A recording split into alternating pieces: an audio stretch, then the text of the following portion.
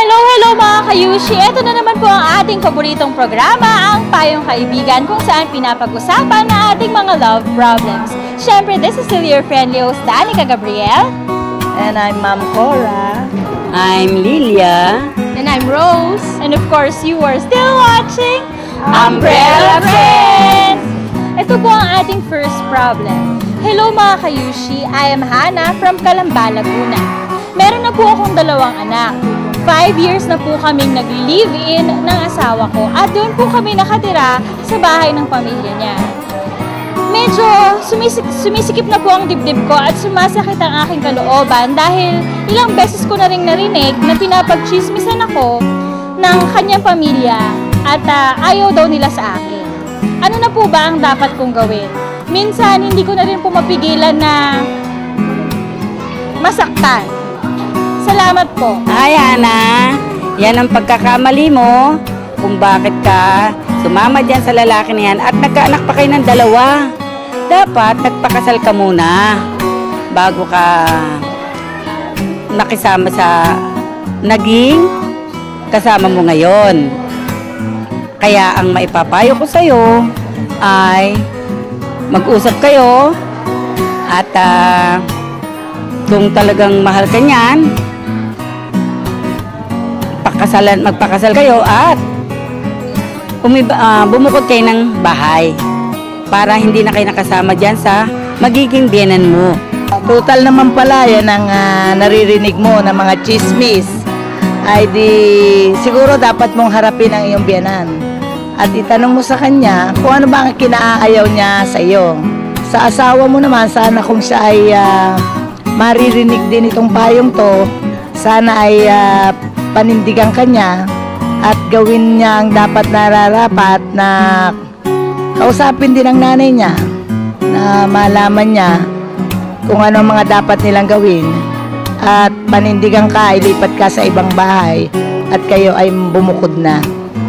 Hindi. Para sa akin kasi, isa lang yung solusyon dyan eh. Kumbaga, lahat ng problema is may solusyon and kung nahihirapan ka, it means pinapahirapan mo lang yung sarili mo. Pwede ka namang maging masaya, kausapin mo asawa mo, and then take the consequences. Kung ayaw niya at maghihiwalay kayo, then take it. Kasi yun lang naman yun eh. Bakit mo pahihirapan yung sarili mo na hindi naman dapat? Everybody deserves to be happy. So, kung ano yung magpapasaya sa'yo, yun ang sundin mo. Oo, I believe, I agree. At saka kung ikaw, di ba, kaya mo naman, may trabaho ka naman. I suppose, kung wala, maghanap ka ng trabaho and yung kaya mong buhayin yung sarili mo, pati yung mga anak mo, para at least kahit papano, kaya mo maging independent. Independent ka sa kung ano man yung sinasabi nila sa'yo. Parang, keber, walang pakialam kasi maganda ako, di ba? Ganon.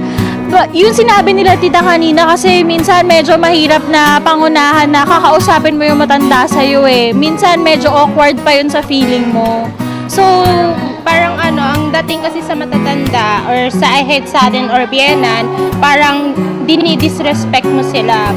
In a way na kahit maganda yung pakikipag-usap mo, iba pa rin yung dating sa kanila. Kasi nga iba yung usapan ng biyenan at manugang. Kung maganda yung samahan nyo from the start, maganda yan. Kung walang problema, kahit magkaroon ng conflict.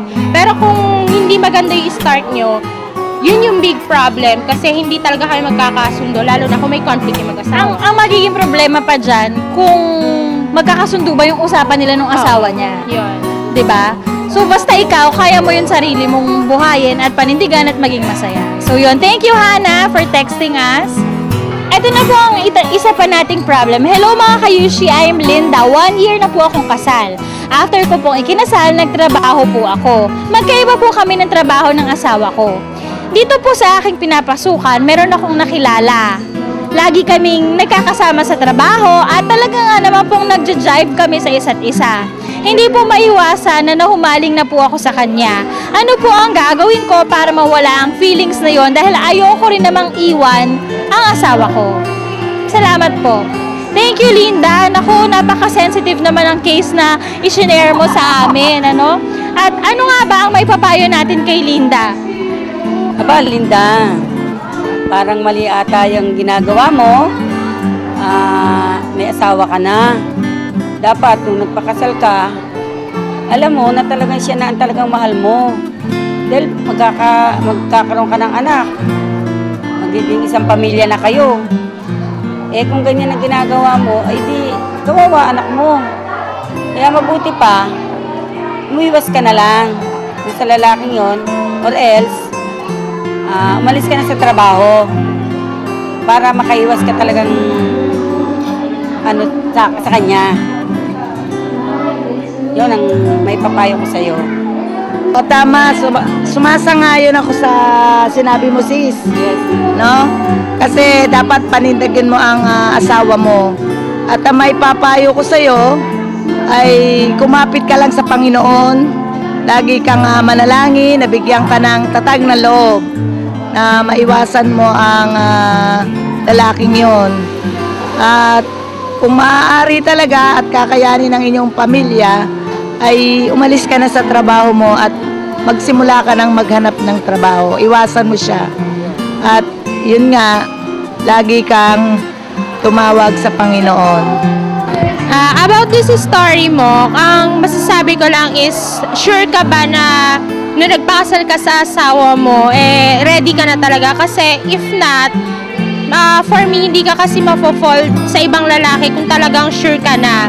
Or else naman, hindi ka pasawa sa pagkadalaga mo, or ang other reason pa is nadala ka lang dahil sa tuksuhan sa trabaho. Kasi usually ganyan sa trabaho talaga may mga tuksuhan ganyan, baka nadala ka lang. Pero kung ako sa'yo, dahil bagong kasal ka, panindigan mo kung ano yung sinumpaan mo sa asawa mo sa harap ng Diyos. Yun lang. Oo, tama yan. Ngayon naman na, Linda, nagkamali ka na.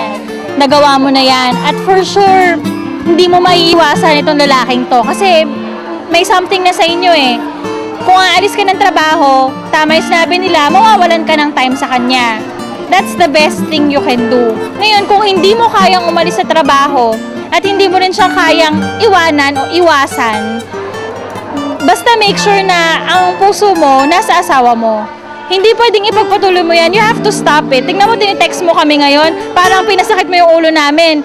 Dapat, yung problema mo na yan na hindi mo kayang yung lalaki, ikaw ang lalaki Dapat kaya mo rin yung tapusin. Diba? Yan. Thank you so much for texting. At sa mga humihingi pa ng advice o may mga problema din, mag-text lang kayo sa mga numbers na lalabas sa inyong mga screen. At magpasalamat tayo sa mga kasama natin, mga teachers sa Post Elementary School. Tita Cora, Manaig. and Ate Rose. And of course, this is still your friendly host, Danica Gabriel. And of course, you are still watching